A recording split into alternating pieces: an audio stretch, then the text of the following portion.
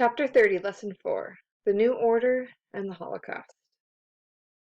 Japan exploited the resources of its nations that it conquered.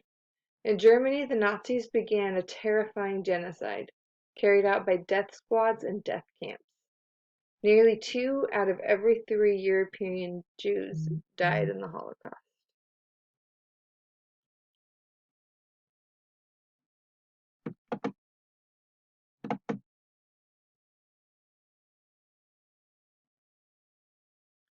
Alright, so by 1942, Nazi Germany had expanded all across mainland Europe. Everywhere had been dominated by the new Nazi regime except Switzerland. Some of the provinces just became part of Germany, like Austria, like Poland. Other occupied nations kind of stayed themselves, like this is what happened to France. But they were controlled, some of them were just controlled by the German military. In France's case, they were controlled by a French civilian who collaborated with the Nazis. We talked about Pétain in one of the other slides. Heinrich Himmler was in charge of resettlement plans in Eastern Europe. If you remember in the other one, we talked about how Germany wanted to take over Eastern Europe and turn all the Slavic people into slaves and replace them with Germans. They wanted to re-Germanize Western Europe and bring all their, wonderful Aryan civilization to Eastern Europe and make all the Slavic people be slaves because they believed that everyone was beneath this German Aryan race, including the other Caucasian people in Eastern Europe.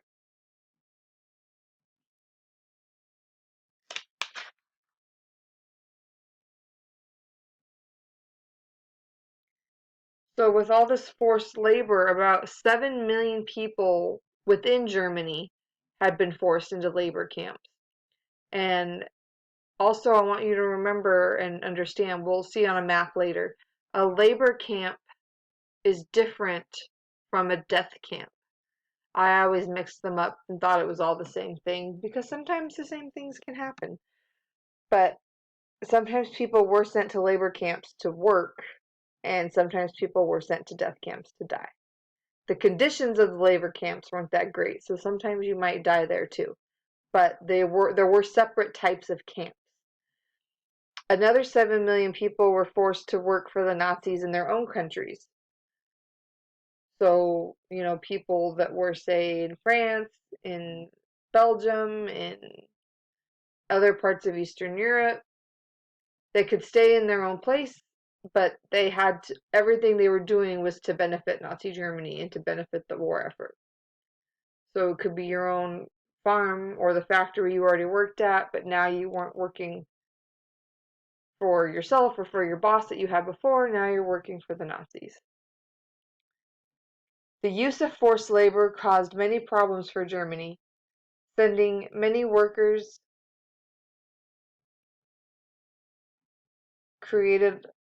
the way it created problems was that it made people hate the Nazis, and it finally started to create a movement where people were going to resist Nazi occupation in their country and resist working for the Nazis.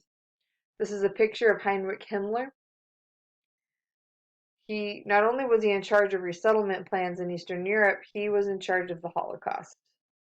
Next to Adolf Hitler, this is one of the most evil men who have ever lived in history.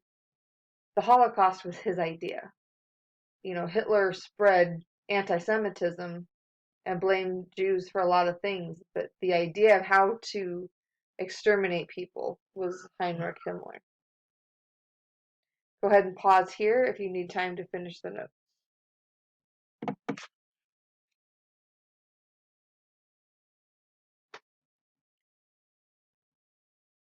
So it goes without saying that the most awful aspect of the Nazi New Order was their attempt to exterminate the Jews. In our World War I unit, we discussed the stab in the back myth that Hitler and some of the other Germans don't feel that Germany lost World War One on the battlefield. They feel like they lost because they were stabbed in the back by people at home, namely the Jews at home.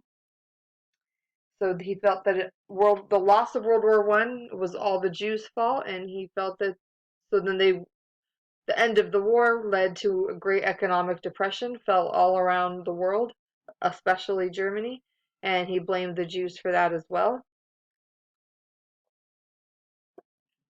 Like I said, Heinrich Himmler was put in charge of carrying out what they called the final solution. And their final solution was genocide to completely kill and eliminate all Jews from Germany. But now that Germany had expanded to all of mainland Europe, they wanted to eliminate all the Jews from Europe. Go ahead and pause here if you need time to finish this slide.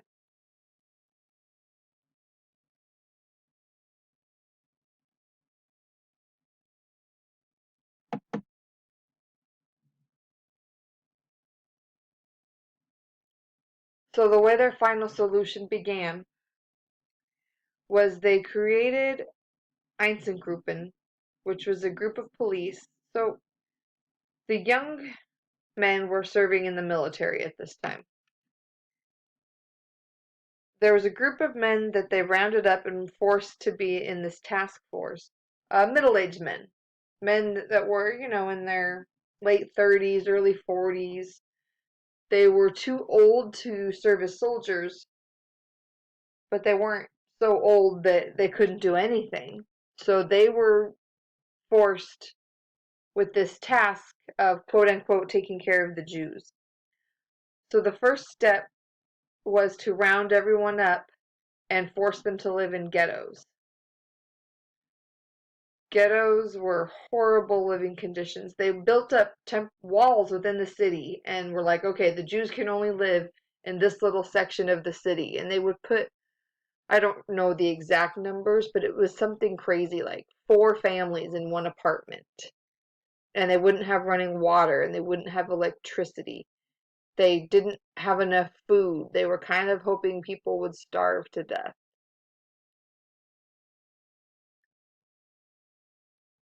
And after some time, they decided instead of just having them live in these ghettos, they wanted the Einsatzgruppen men to start killing them. They would dig a pit and line them up and shoot them and let them all fall into the mass grave. When I was in college, my professor had us read a book, and the book was called Ordinary Men. And it has accounts of these Einsatzgruppen men and their side of the story and their version of the story. And I had to write like a 5-page essay of what I think about these men and their side of the story. It's a really good book if you ever want to learn more about what happened here. The book is called Ordinary Men because it forces you to look at who these men holding the guns in this picture. Are they ordinary men?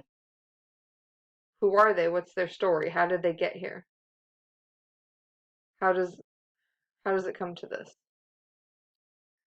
Anyways, the Einsatzgruppen were not killing Jews fast enough for the Fuhrer's liking. Also, the bullets they were using started to get expensive. So, they moved on to the next phase. Go ahead and pause here if you need to finish taking the notes on this slide.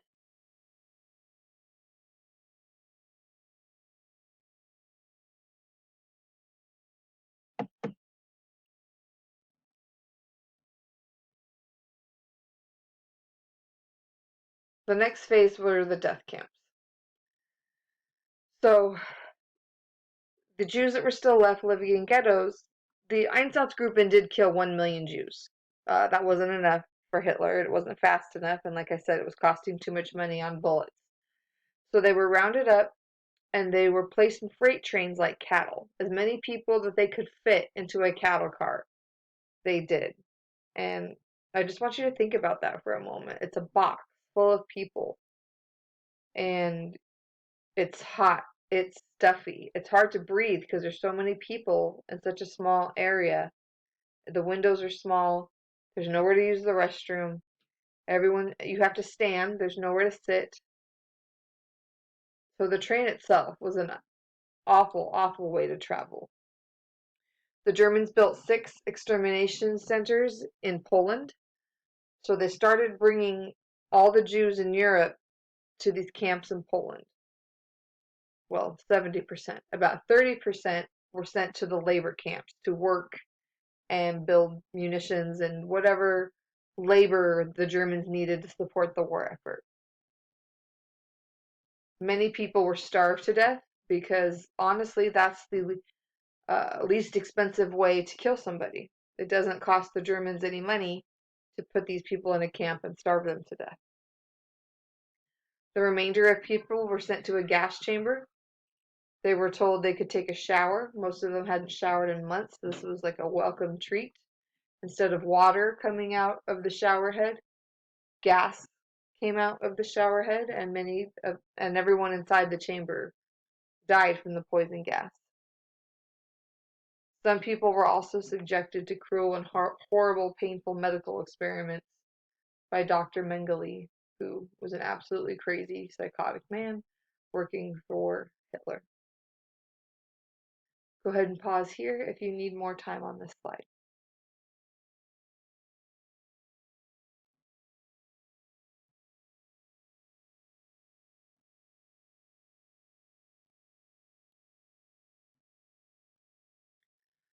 So this map gives you an idea of the location of the camps. The camps in red are the 6 death camps. And then the green concentration camps or labor camps are the places where they sent people to do manual labor. The Germans killed 6 million Jews during the Holocaust. 2/3 of the European Jews were killed completely. 90% of German Jews were exterminated.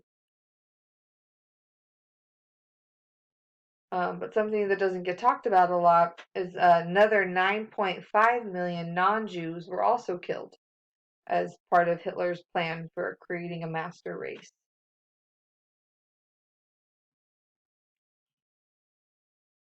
He didn't like gypsies. He killed many gypsies. They were called the Roma. He referred to them as an alien race, and he killed about 40% of Europe's Roma. He killed many leading citizens of the Slavic people.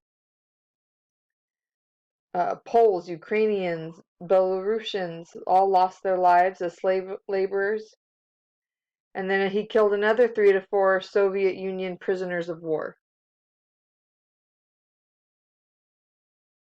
He did not take prisoners. He just had them killed or sent to these death camps and treated the way he treated everyone that was sent to death camps. Some people did not believe that the death camps existed. Most people knew that that was going on and chose to look the other way. The Allies did know about them, so the America knew about them, the Brits knew about them, but they chose to focus on ending the war instead. That they felt like there's nothing we can do about that now. We've got our hands full with trying to stop the war. We'll stop the war and deal with genocide later. I don't know if that was the right call or not, but I wasn't in their shoes, and that's a tough position to be in. What do you guys think? What are your thoughts? There's a lot to be said about what went on during the Holocaust. So I welcome your questions, comments, concerns, theories, ideas. And this is the end of the notes for the Holocaust.